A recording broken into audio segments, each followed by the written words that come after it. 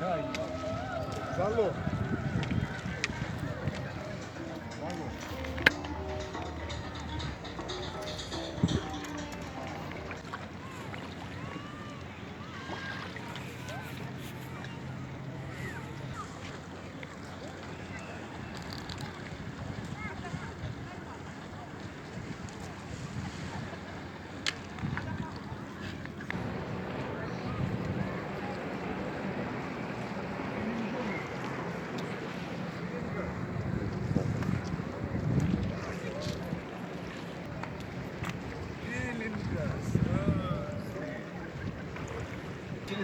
Я такого вытащил.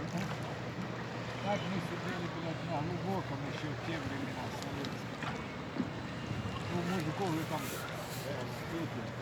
вешается, блядь, вот такой получается произведение искусства.